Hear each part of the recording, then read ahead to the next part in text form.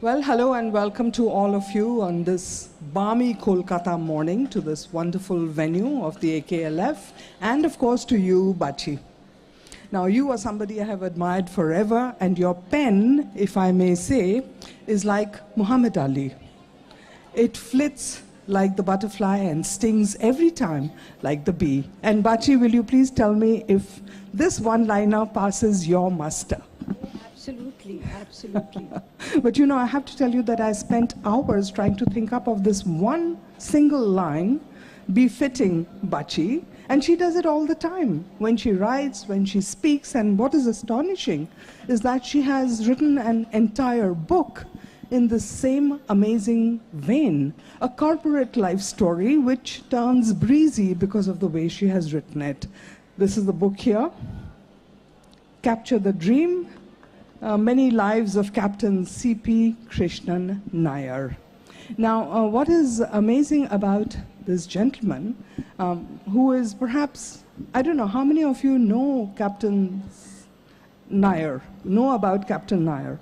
Okay, the amazing thing about this gentleman is he came out of a remote village in Kannur and then went on to become a textile tycoon before becoming the founder of one of the most luxury brands of hotels in India, the Leela.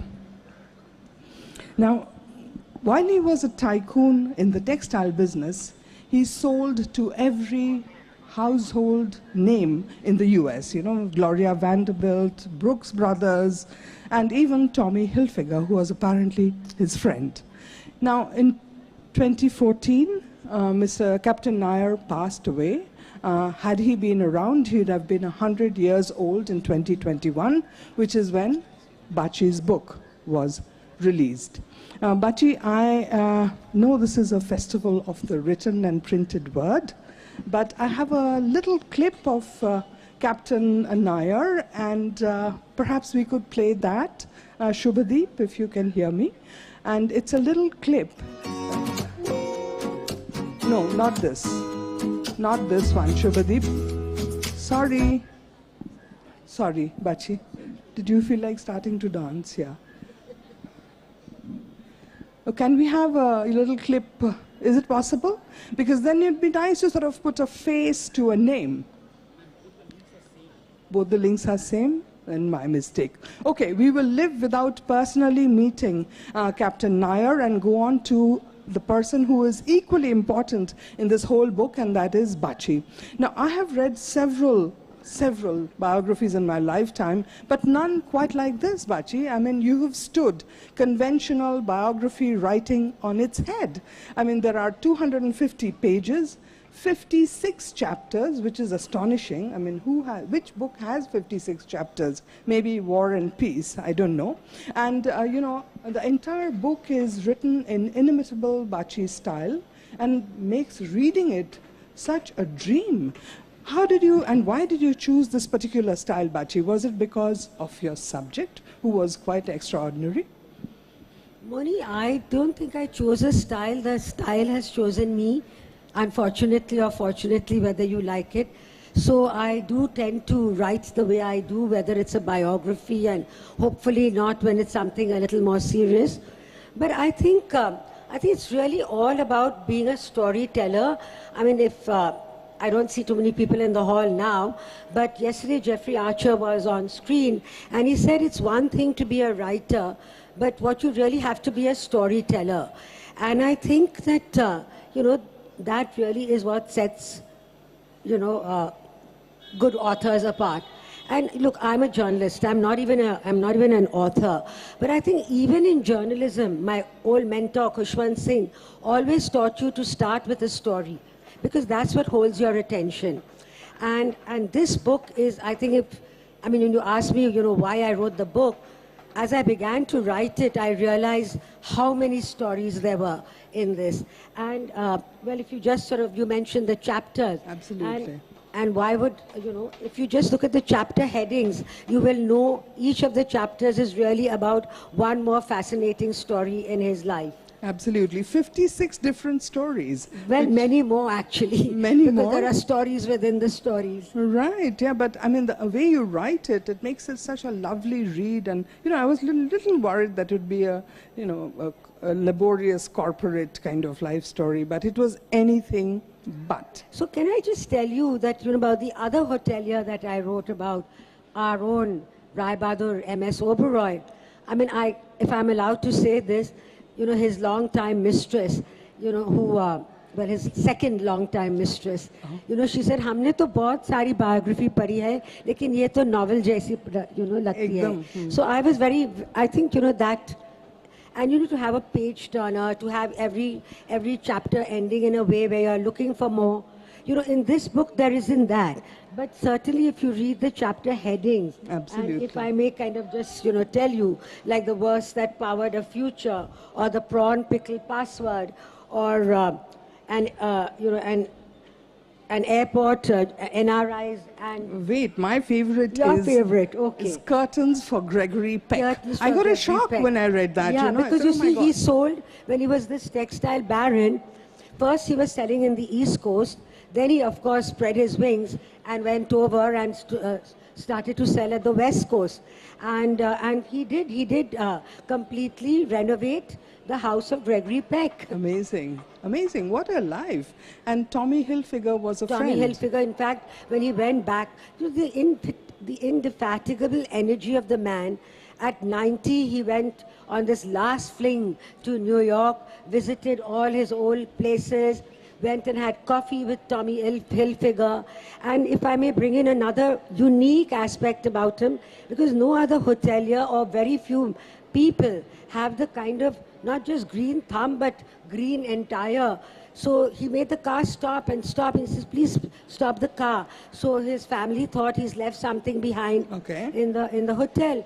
But he says, no, I want to see the daffodils. They've just begun to bloom. So Amazing. As I wrote, Wordsworth would have been happy. Absolutely. I also know that, keeping with the green thumb thing, he also wrote mostly in green ink. He also wrote in green ink. And he wore parrot green blazers. Parrot green? Yeah, he was this flamboyant dresser. Absolutely. So you have one chapter which says trailblazer and parrot green blazers. I know. Amazing. But, like we just, saw, not too many people in Kolkata are familiar with him. I read your book and discovered that he was, an admirer of Netaji, and that's a really strong connect. But other than that, there is no Leela Hotel here in this side of the country. And how would you persuade me to read the book about him, which is Capture a Dream, and not Dare to Dream, which is her book on Mr. Oberoi? Well, I mean, since you did ask me this and we did talk about it earlier, I would say if you pick up this book and you just go through the list of contents, I think you would be persuaded to buy the book. But also as a human being and as a man, I think, he really did signify a very, very strong India connect. He was really patriotic to the core, which I think I cannot say about the other hoteliers that I know, and all his hotels were built, in every center that he was. He made very sure that they were completely authentic to the region. So in Goa, he kind of chose the Hampi civilization. Mumbai, of course, he had built first before he had the idea. True. In Udaipur, which is his grand hotel, and it's, there he's been his daughter-in-law, who kind of got trained under Four Seasons, she was so particular that even the style of the Mewar turban had to be right. And he filled it with these fabulous artifacts which showcased, the hotel. As one person said, well, the first day the guests come and then they kind of do ooh and ah over the look of it. And then they love the service. And then the third day, they really look at it as if it were a museum. Exactly. But at the same time, at one level, he was showcasing the heritage of India. But at the same time, he was showcasing that this was a future-ready India. And, with all the systems that he had in place, everything was like, really, really perfect. And he kept on it was in fact his stated mission that he wanted to showcase India. Of course, he was a very flamboyant man. He certainly wanted to showcase himself, but without doubt, it was very important for him that he showed India for what it was. I was listening to one of his interviews in which he was asked that, 1986, at the age of 64, he started building hotels. And 1986, remember, was pre-liberalization, and hotels were, very, not quite the thing that they are today. And yet he went ahead and built this chain of hotels, and he was asked, why did you do so? And his answer was that he felt India needed to be ready for it all when the big game changer happened, when India became the leading country in the world. So he obviously had huge faith in what was going to happen to the country, and he sort of wanted to be prepared for that. Because you see, Moni, he also, he also being this, this guy who was very public relations conscious, and as his granddaughter said, that, when it was the planning of the hotel, he was there, and when you were doing something else, he was there. But when you were planning the menus, he was right there. And when you were planning the public relations, he was right up there. And he would be like there, personally. For instance, when Mahmud Khan, was assigned the advertising, and, he said, well, normally some minion meets me, but there was the chairman himself at the gate, ready to meet me all in his fancy suit, and he walked me through the whole 75-acre property, and then he stopped dead in his tracks, and he said, there was a pot here with such and such plant. Who has moved it? So he kind of knew all that. Absolutely. And then you were saying this about liberalization. First of all, his first hotel was at Mumbai, which was at Sahar Airport.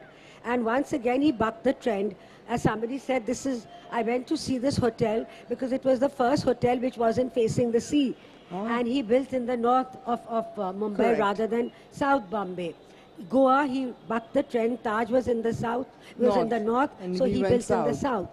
But there, the new international airport was coming up. And of course, during his textile days, he used to go to the Waldorf Astoria to meet all these people. True. And that's another story which we'll talk about. And he said, I think at some stage in my life, I'm going to be a hotelier. Now remember, this man started off by going to the army. First of all, he started as a boy, poor boy. Then he went to the army. Then he became like in charge of the cooperative movement, because everyone knew about the Calcutta famine, which took 3 million lives, but the Malabar famine, which took only 40,000 lives, really affected the people at the core very much. So from there he began to export textiles for his father-in-law. Then he did his own textile business, and finally at age 65, when people hang up their boots, he began to cobble together an entirely new empire. And it started with his wife. Wait. Before we go on to Leela, can I just ask you one thing? And that is, was the subject of your book just a plain lucky man, or was there a lot of, magic and serendipity in his life? Please tell us about the King's Ring, and then you have PP and VP. I mean, without these people, his story is incomplete. Well, yes, he was lucky. He was lucky, but he was also very unlucky in very many ways. And again, if I may make this connection with Oberoi, where Oberoi kind of made his fortune from global misfortunes or countrywide misfortunes. And for that, you read the book and find out about that, since this subject is Captain Nair. But yes, so shall I tell them the story of the ring? Absolutely. Yeah. So this is this young boy, little Vanya boy, low caste. His mother is determined. She's just a copra. She makes copra. They have these palm trees, so she makes copra, extracts the oil. But she was determined that her son should have an education. So she uses the whole local network and puts him into Kunnaville Elementary School. So and it's run by the Raja, by the Virakkal Vanya Raja. Yeah. You see, in all those little fiefdoms, the eldest person in matrilineal families of the leading things were called Raja, right? And so this Raja arrives like some apparition straight from the epics. He's all dressed in his Raja gowns. He's quoting Tagore. And this little boy is transfixed. And before he knows it, when the Raja finishes his speech, this little boy finds himself propelled to the dais and parrots off some paean in praise, totally over the top. Absolutely. The Raja is extremely chuffed and he says, who is this boy? I will finance his education till as long as he wants to study. Yeah. So this way, Krishnan Nair goes through elementary school, secondary school, and then is ready for college. So he goes back to the Raja. When the Raja sees him, his face kind of falls. And when young Krishnan sees him, he also realizes, oh my God, nothing's going to be quite right. Yeah, So, but the Raja had Raja's gone promise bust, is right? a Raja's promise. So the Raja takes out his diamond ring and says, go to Bapalal in Madras, and, you know, he will give you enough money for it. Amazing. So, you know, that's how he gets his college education. His mother, then he goes and joins the army because there's precious little, another, you know, little boy can do. And he goes to Abbottabad, which is where we last heard of with Bin Laden. And I think that is the nice thing about a book, is that you give it context. So I was able to look up on Abbottabad and found out what the resident colonial guy was based there. And he wrote this huge poem or book, poem on Abbottabad. And a later critic in The Guardian said, it's the worst piece of verse that I've ever read in my life. And, Okay. Yeah, and so then he, sorry. You were talking about him going to Abbottabad, Yeah, joining the Abbottabad. army, and then the intervention of the prawn pickle, and, yeah. So and then he comes VP. to Delhi, so his mother thinks, oh, my little boy must be homesick. So she catches hold of VP Menon's wife, who's also a Kannur woman, really formidable, you know. Who is VP Menon? VP Menon, I think this whole audience knows. VP Menon was the right-hand man of Sardar Patel and worked under 3 viceroys, which made Captain Nair, you know, come into the ambit also of 3 viceroys. Absolutely And we must say amazing. that story. Absolutely, yeah, and, but yeah. And so his mother sends this prawn pickle. So this little boy goes up diffidently to this grand mansion of VP Menon, sees all these British ADCs hanging around. He quickly goes, he meets Kanakamma, and Kanakamma says, stay, have a meal. He said, no, I'm leaving. But on the way out, this Rolls Royce person, VP Menon has just come back from his meeting with the Viceroy, and he rolls down the glass and says, you are Krishnan, come inside. And he comes inside and he has a nice chat. And then VP Menon becomes his biggest door opener. Absolutely. Besides the fact that VP Menon gave him the Rolls Royce to go back to his office in, and when And his own boss almost sort of jumped out and gave him a salute. Can you imagine in an army cantonment a Rolls Royce rolls in? I mean, that's incredible. And then VP Menon kept opening many doors for Mr. Nair. So was he lucky? He just seemed to be in the right place at the right time all the time. You know, it's very easy to put luck to everything, but unless you grab it by the forelock, Absolutely. it's not going to work. In fact, I asked Oberoi, Rai Bahadur, I said, so you were lucky that, you know, the Beirut war happens and your Bombay hotel, into which you've sunk all your money that you made at the Grand Hotel, and become this white elephant. So, and then it becomes into the most successful hotel, because the Arabs all start coming to Bombay rather than going to Beirut.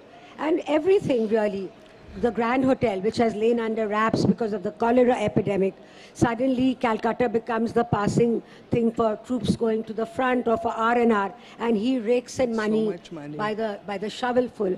So he says, luck has got nothing to do with it. It's all my own work.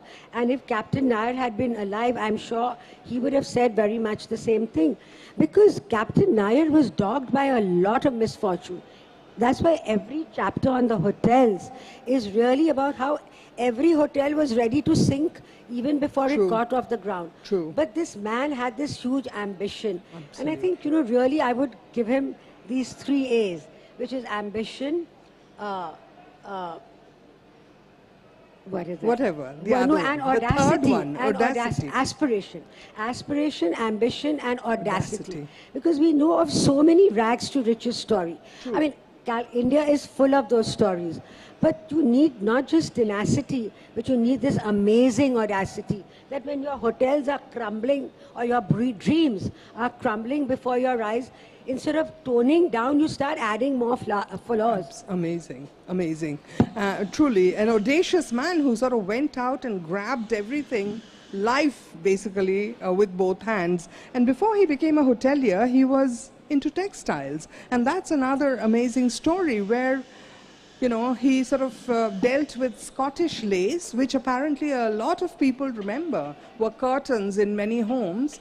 And he also went on to conquer the US ready-made garments market with something called bleeding Madras. Do you know what bleeding Madras is? In fact, this audience still knows bleeding Madras, but I think millennials don't. But let me tell you how I actually agreed to write the book. See, the book had been commissioned long ago during Captain Nair's lifetime. It didn't happen, and the family came to me one day before the second lockdown and said, will you do this? Because there was Rajiv Kaul who was there at the Oberoi when I did the Oberoi book, and he told them that, look, if anyone will deliver, it'll be her. And they came to me and I said, look, I mean, I had never met Captain Nair, because the time when he was doing the Bombay Hotel and, calling all the journalists, I was here in Calcutta. Right. And I said, why? I mean, really why? But they showed me an AV by Vijay Amritraj, who was his great pal. He had these friends across generations.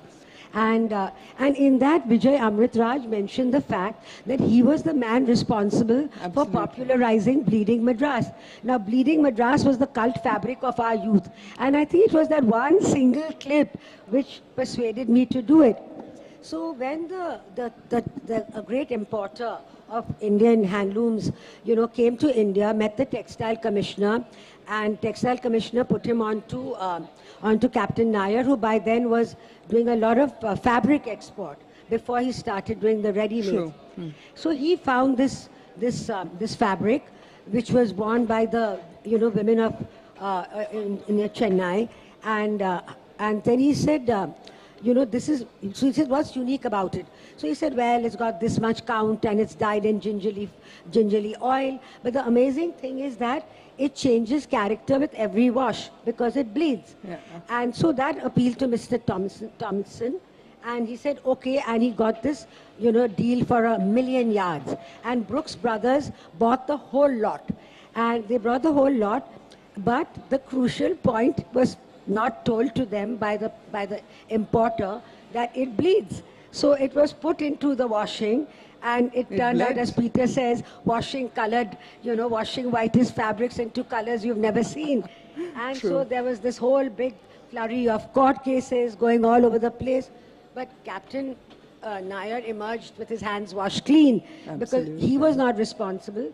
And then David Ogilvy, turned weakness into strength and gave it the catch line, guaranteed to bleed. Absolutely. Lovely. I didn't know what it was. I didn't remember. So I actually got a little clip of it off, YouTube, and I saw it. And apparently the whole amazing thing about this bleeding Madras cloth is that every time you wash it, the colors bleed and change. So every time it's like you have a new shirt. And the man, the man who was talking about this, he's demonstrated and showed a shirt which he had for 32 years. So it was that long lasting, and no wonder it was such a huge success. Moni, I have to say the lace story. Yes, please. Okay. So, the Scottish lace. Yeah, you mentioned it, right? So Leela goes to London. She sees lace for the first time.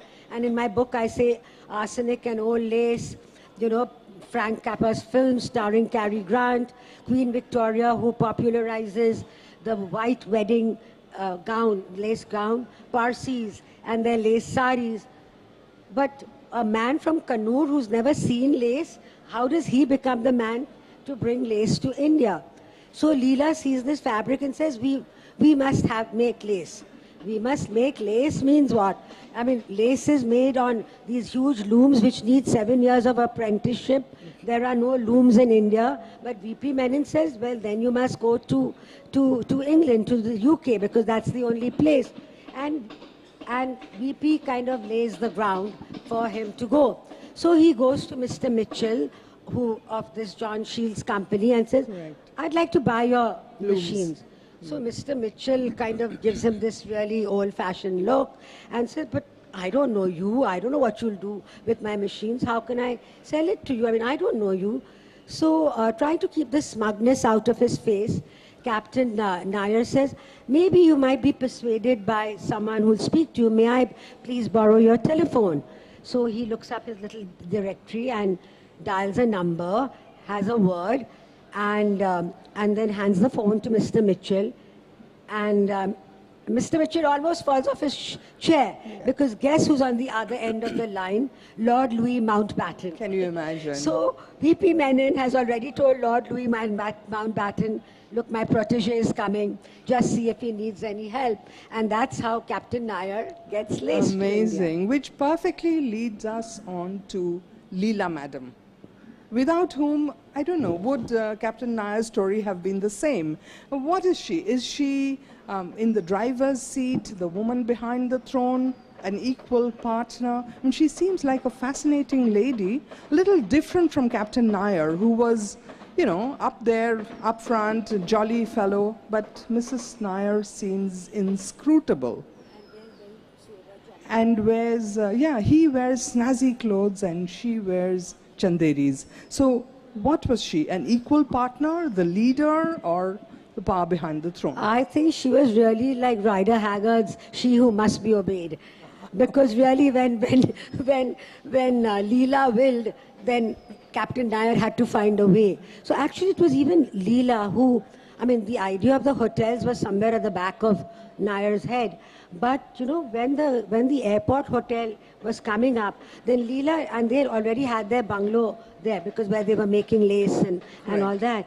And Leela saw this line of dusty taxis, you know, lined up and going to the hotel. And she says, to the airport. And she says, international airport has to have an international hotel. So now airport hotels have always been the bottom feeders of the industry. But he went on to create this really big luxury space. And again, through good fortune, misfortune, it just took off in a very big way. And Leela Nair was, you know, she was actually socially a little higher than him. She was the daughter of, you know, of the leading man of Kannur. He had started the Institute of the Commerce thing over there. But he married her. He had seen her as a schoolgirl when he was there.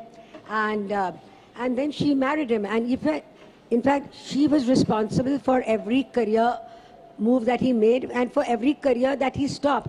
Because even as a young bride, she came to Bombay and they were staying in Gun House, which is where the general, the GOC stays. And she said, you know, you please leave the army because you're not going to spend your life saluting all and sundry. But Captain Nair, by the way, was ADC to General Brar. Correct. Before General Brar became the hero and the whatever of Blue Star. So actually, you know, because of all these various factors, it also helps you to bring various streams, you know, into the book.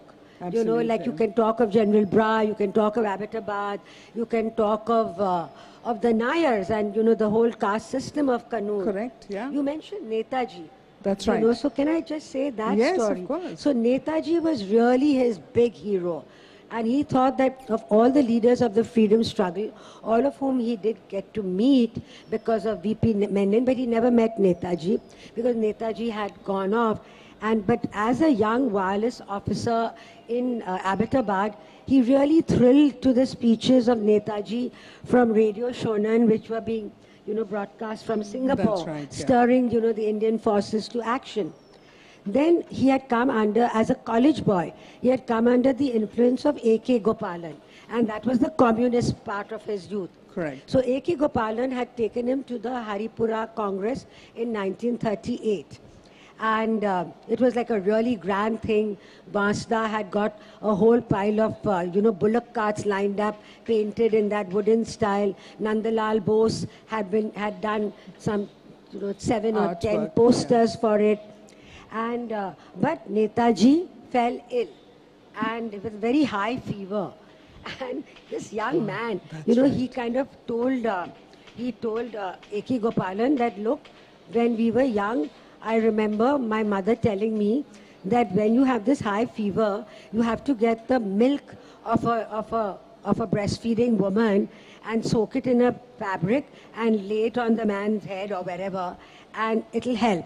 So they told Sarat Bose that, this is what happened. And apparently that did work. I don't know where they found this breastfeeding mother, though I suppose, in Haripur there must have been lots of women nursing their babies. It was another time when women did breastfeed their babies. Right. And wow, Netaji was cured. But there was no cure for the Leela hotels, which ultimately went broke. And that's a sad story which you have told in this wonderful chapter, which is called Till Death Do Us Part. Briefly, how would you explain it? What happened ultimately?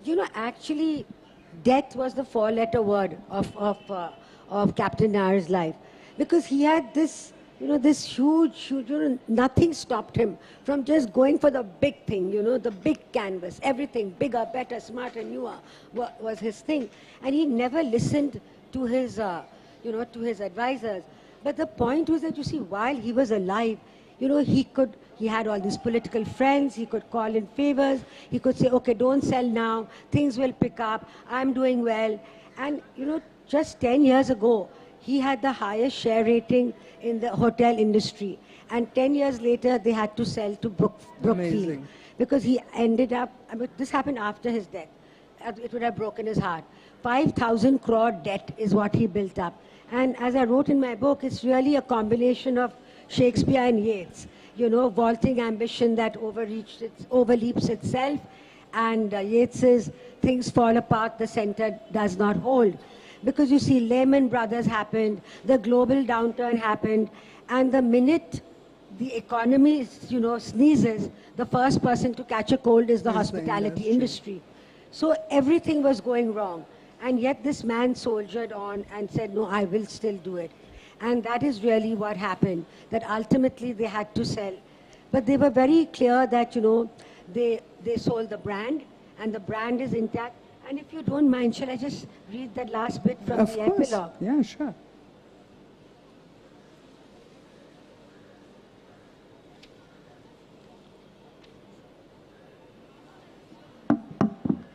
Yeah, we're done.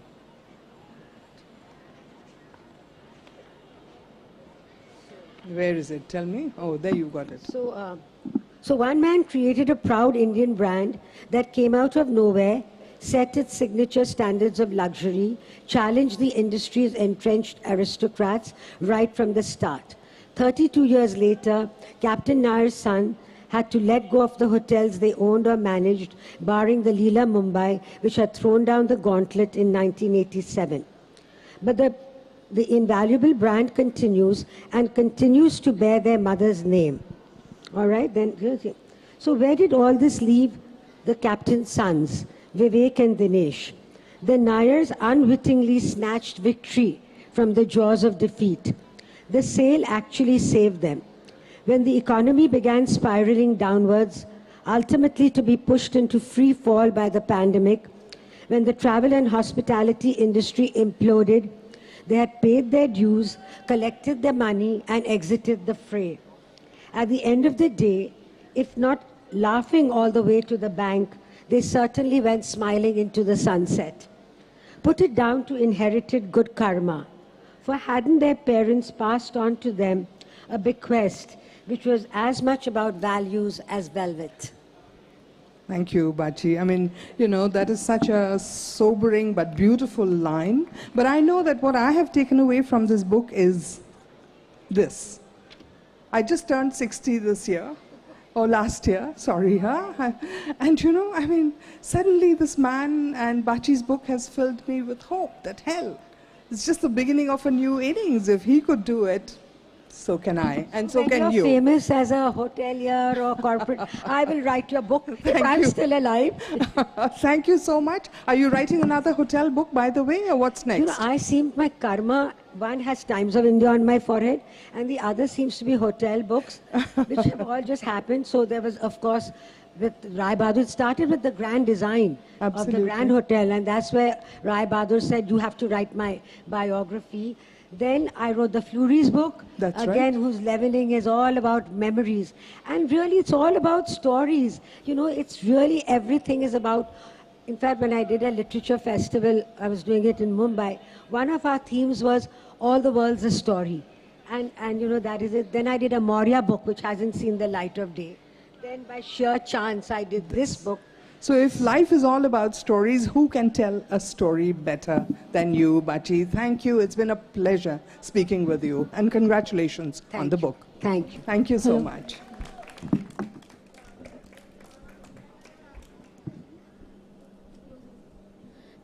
Thank you, delegates, for such an insightful session.